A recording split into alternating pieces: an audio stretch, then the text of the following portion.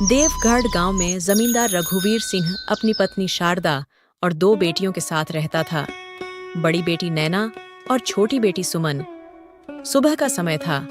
नैना बैठी किताब पढ़ रही थी, तभी शारदा प्यार से बोली, मेरी बेटी तो सच में हमारा नाम रोशन करेगी। देखो कैसे मन लगाकर पढ़ती है। हाँ, मुझे भी यही लगता है शारदा। नैना जैसी बेटी सबको मिलनी चाहिए, समझदार और सुशील। ये सुमन कहाँ है और ये पढ़ाई क्यों नहीं कर रही? अरे वो रसोई में खाना बना रही है। इस बार फिर से महारानी परीक्षा में फेल हो गई है। हर बार वही कहानी। न पढ़ाई में मन लगता है, न कोई हुनर। क्या होगा इसका आगे? तभी सुमन रसोई से बाहर आती है और बोलती है, माँ, मैंने रसोई का सारा काम कर दिया है। क्या मैं भी अब पढ़ने के लिए बैठ जाऊं? अरे पढ़कर क्या कर लोगी? जितनी बार बैठी हो उतनी बार फेल ही तो हुई हो। माँ, पिताजी, इस बार मैं पूरी कोशिश करूंगी और परीक्षा में अच्छे अंक लाऊंगी। रघुवीर सिंह का चेहरा सख्त हो गया। उनकी आवाज में गुस्सा और अपमान का बोझ था। कोशिश करने से कुछ नहीं होता। तुम्हारी हर बार परीक्षा में फेल होने की वजह से हमें सबके सामने बहुत बेइज्जती का सामना करना पड़ता है। अगर इस बार फिर से तुम फेल हुई तो हम तुम्हें घर से बाहर निकाल देंगे। ये शब्द सुमन के दिल में किसी चोट की तरह उतर गए। उसके पैरों तले जमीन खिसक गई। अगले दिन दोपहर का समय था। नैना और सुमन साथ साथ घर की ओर लौट रही थीं। रास्ते के मोड़ पर गांव की कुछ औरतें पानी भरते हुए आपस में बातें कर रही थीं। जैसे ही उनकी नजर सुमन पर पड़ी, उनकी आवाजें धीमी होने के बजाय और तीखी हो गईं।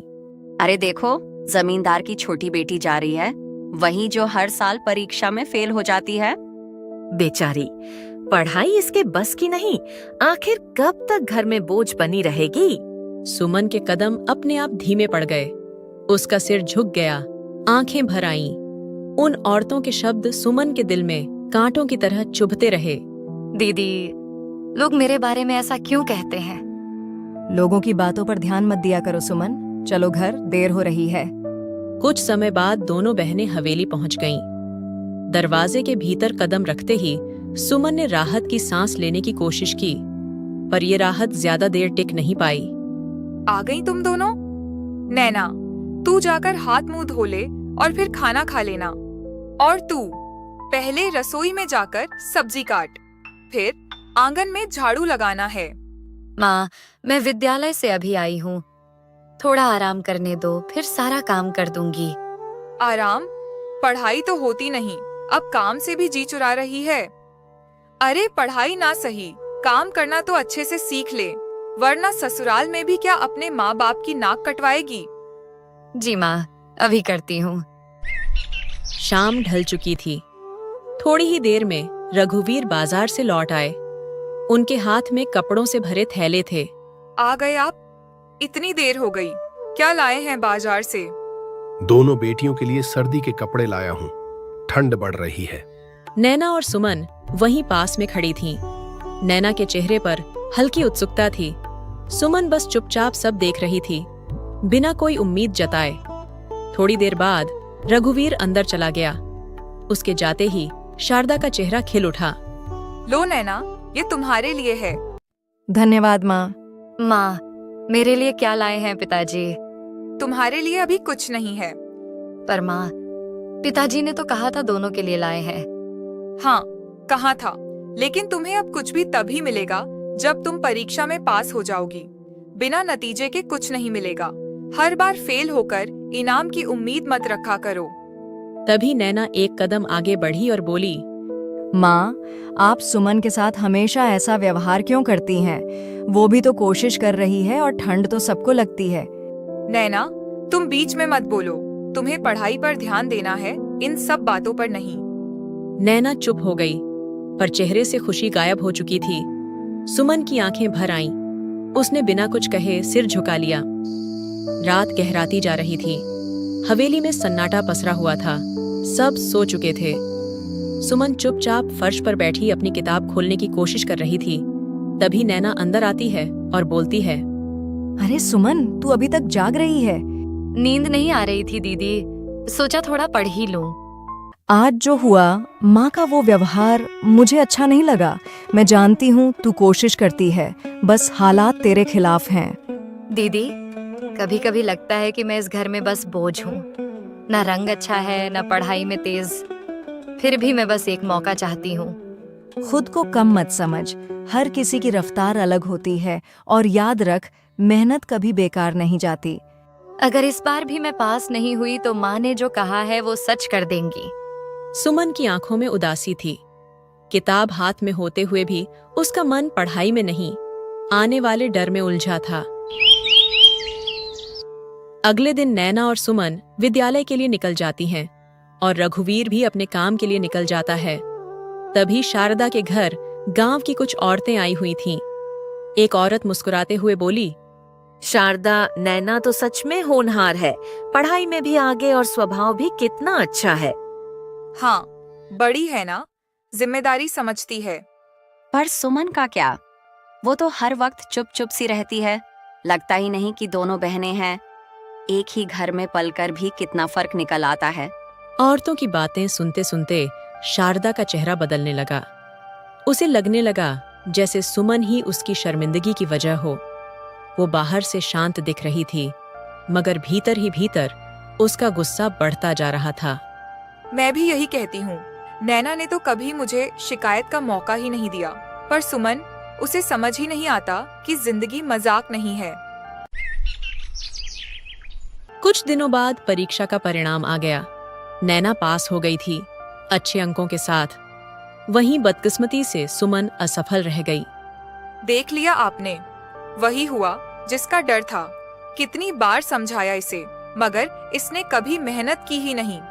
सुमन, ये घर कोई खेलने की जगह नहीं है। एक ही छत के नीचे रहकर भी अपनी बहन से कुछ नहीं सीखा तुमने। पिताजी, मैंने सच में कोशिश किया था इस बार। कोशिश?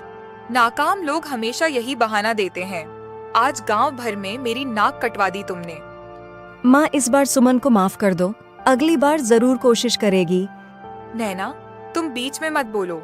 इसकी वजह से तू भी बदनाम हो जाएगी। मुझे एक मौका और दे दीजिए माँ। रघुवीर चुपचाप सब देखता रहा। उसकी खामोशी भी सुमन के लिए किसी सजा से कम नहीं थी।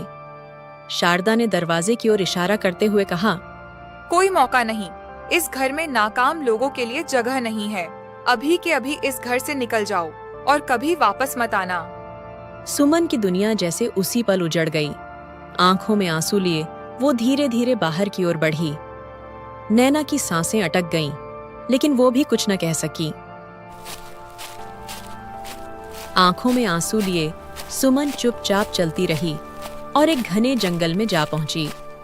जंगल का रास्ता भी जैसे उसकी खामोशी समझ रहा हो। भगवान, अगर किस्मत ही ऐसी थी तो मुझे उस घर में जन्म क्यों दिया? गलती हर बार मेरी ही क्यों बन जाती है? चलते चलते वह तालाब के किनारे आ पहुंची। वहां एक बूढ़ी माँ झुकी हुई कपड़े धो रही थी। कांपते हाथ और थका चेहरा देखकर सुमन वहीं ठहर गई। अरे माँ, तुम्हारे घर में कोई नहीं जो तुम्हारे कपड़े धो दे? तुम्हें तो बहुत तकलीफ हो रही होगी। क्या करूं बेटी, बुढ़ापे में बेटा बहू ने घर से निकाल दिया। थोड़े से बर्तन देकर कह दिया, अब जहां मन हो वहीं रहो। अब अपने कपड़े तो खुद ही धोने पड़ेंगे। अरे दया आती है तुम्हारी हालत देखकर। माँ, तुम बैठो पेड़ की छाया में, मैं तुम्हारे कपड़े धो देती हूँ। रहने दे बेटी, ठंड लग जाएगी तुझे। मैं खुद ही कर लूंगी। वैसे भी रोज तू मदद के लिए नहीं आएगी। रोज ना सही, आज तो कर सकती हूँ ना। अब और बहस मत करो, बैठो आराम से।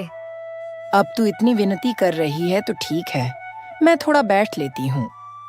फिर वह बूढ़ी माँ एक पेड़ के नीचे बैठ जाती है।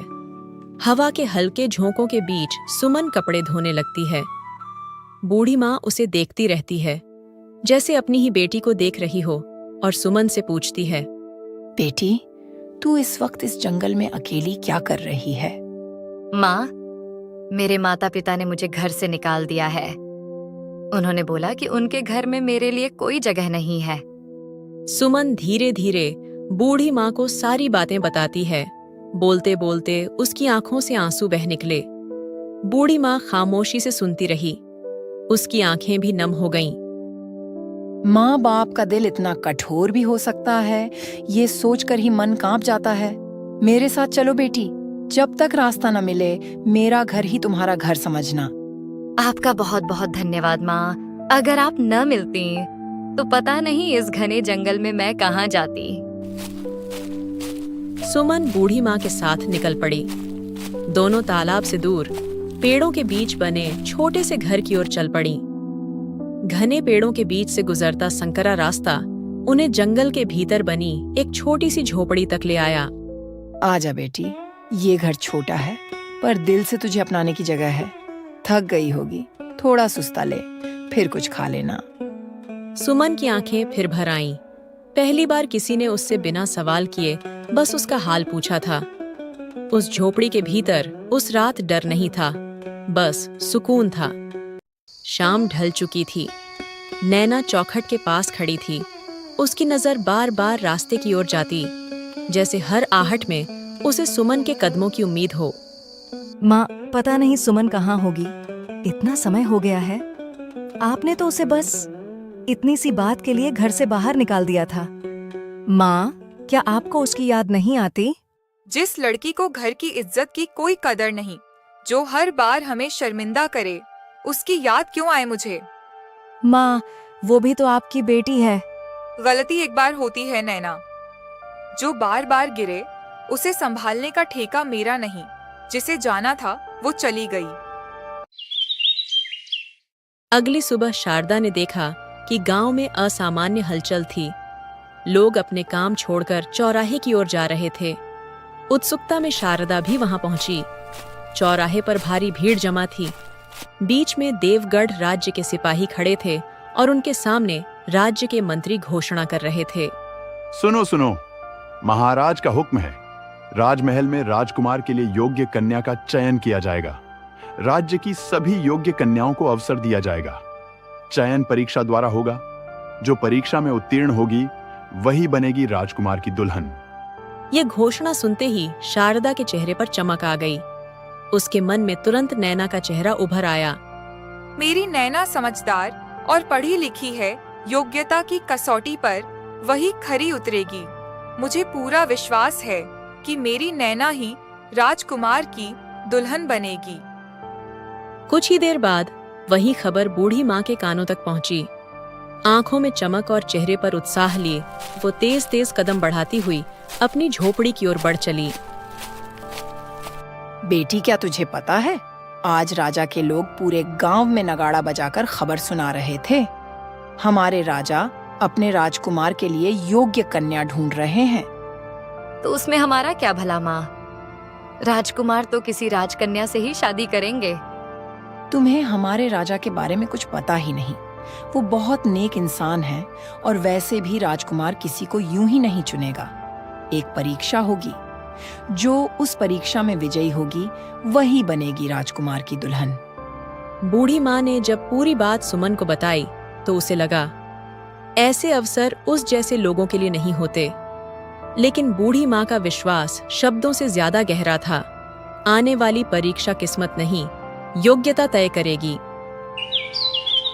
दूसरी ओर शारदा के चेहरे पर उत्सुकता और हल्की बेचैनी साफ झलक रही थी। शारदा ने बिना देर किए रघुवीर को यह बात बताई। क्या आपको पता है, आज गांव में बड़ी खबर सुनने को मिली है। कैसी खबर?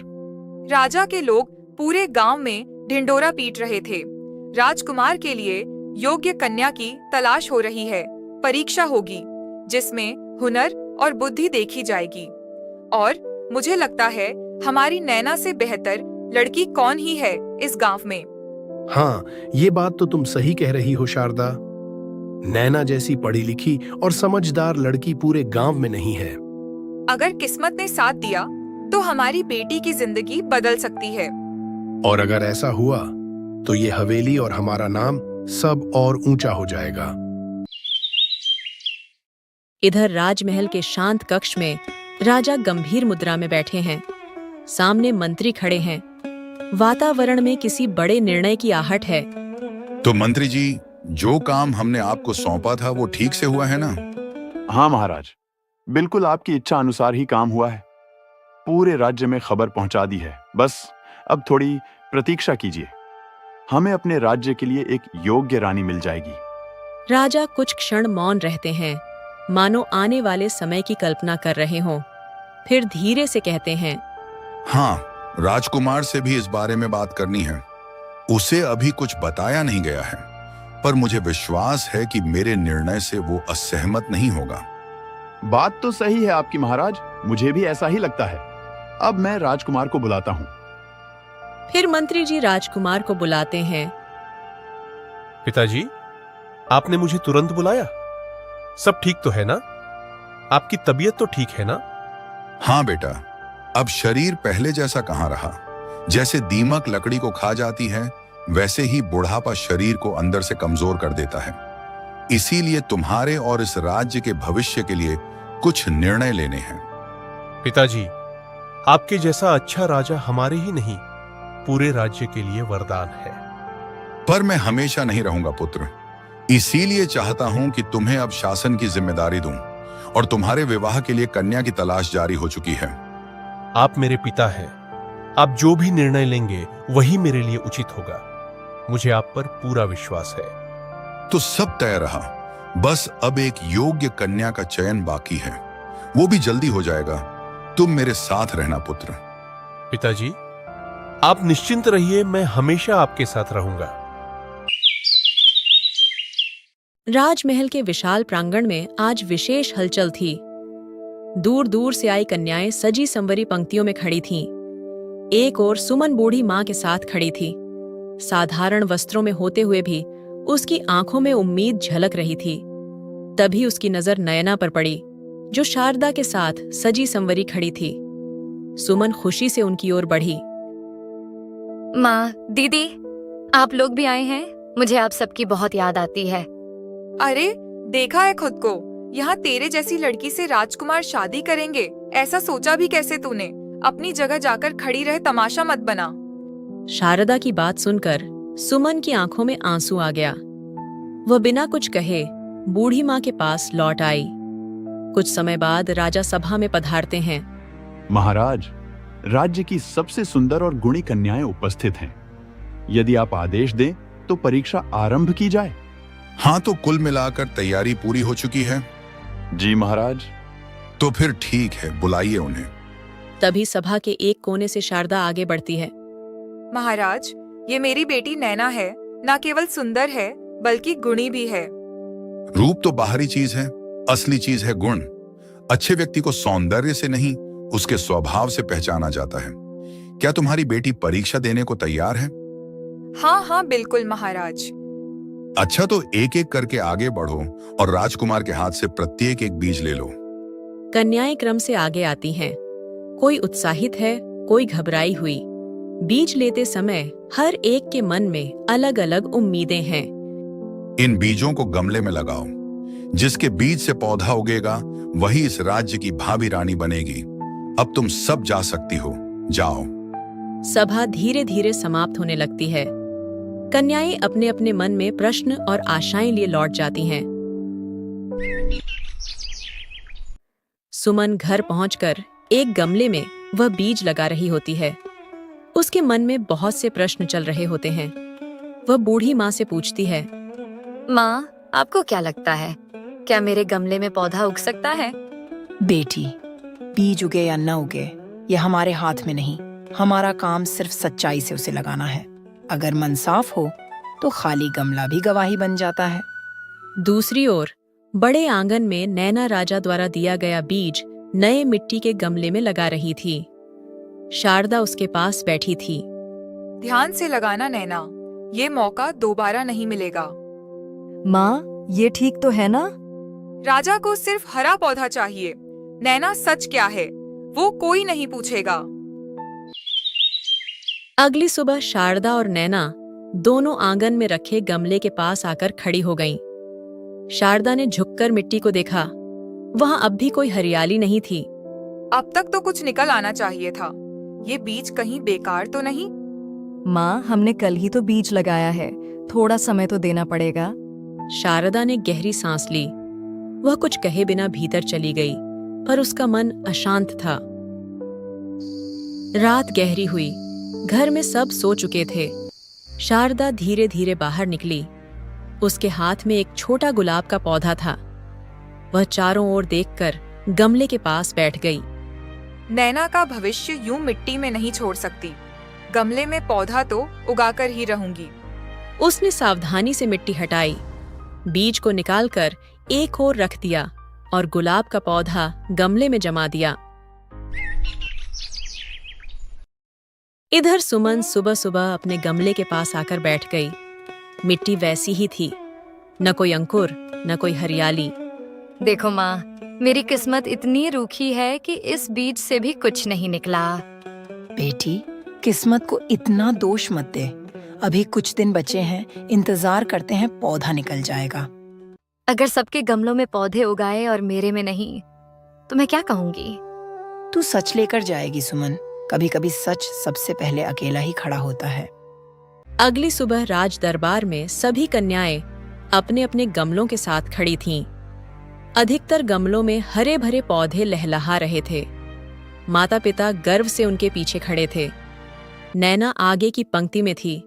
उसके गमले में गुलाब का स्वस्थ पौधा था। शारदा का चेहरा खुशी से चमक रहा था। दरबार के एक किनारे सुमन खड़ी थी। उसके गमले में मिट्टी सूनी पड़ी थी। वह सिर झुकाए खामोश खड़ी रही।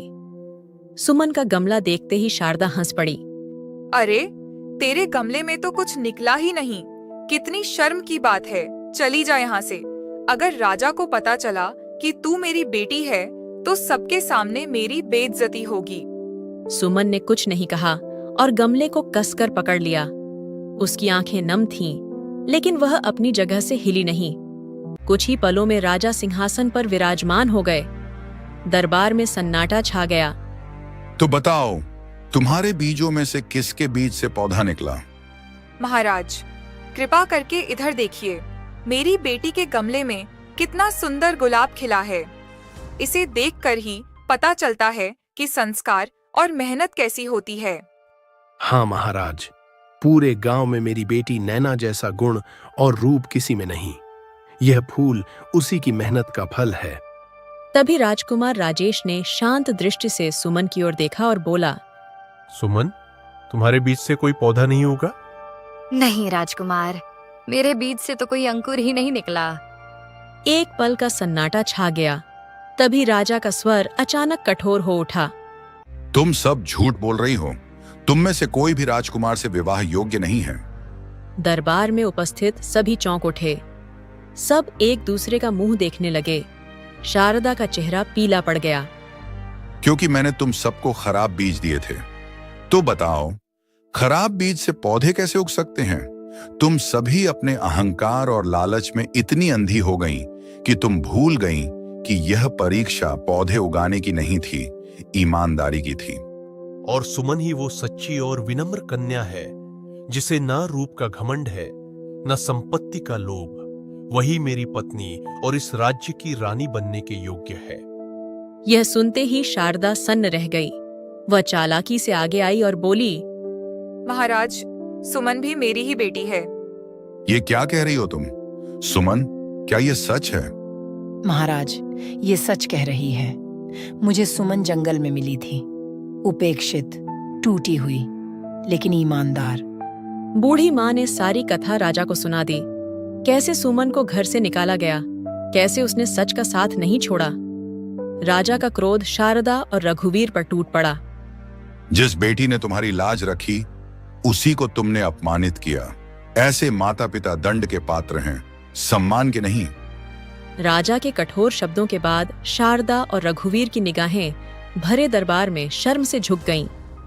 जिस बेटी को उन्होंने हमेशा तुच्छ समझा था, वही आज सबके सामने सम्मान पा रही थी।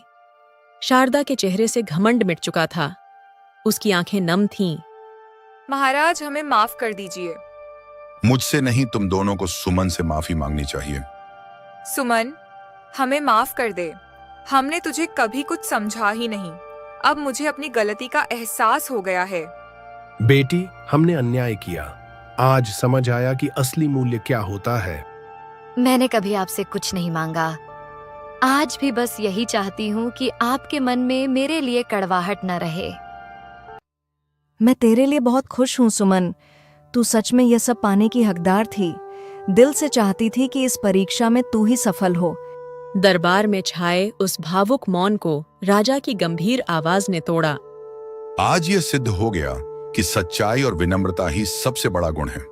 मैं घोषणा करता हूं राजकुमार राजेश का विवाह सुमन से होगा और इस कन्या की सच्चाई को संभालने वाली मां भी सम्मान की पात्र है। इन्हें राजमहल में सम्मान पूर्वक स्थान दिया जाए। महाराज, मैंने तो केवल सच का साथ दिया था। मां, आप आगे आइए और सुमन का हाथ मेरे पुत्र के हाथ में दे दीजिए। बेटे, मेरी बेटी का ध्यान रखना। आप चिंता मत कीजिए, मैं हमेशा सुमन को खुश रखने की कोशिश करूंगा।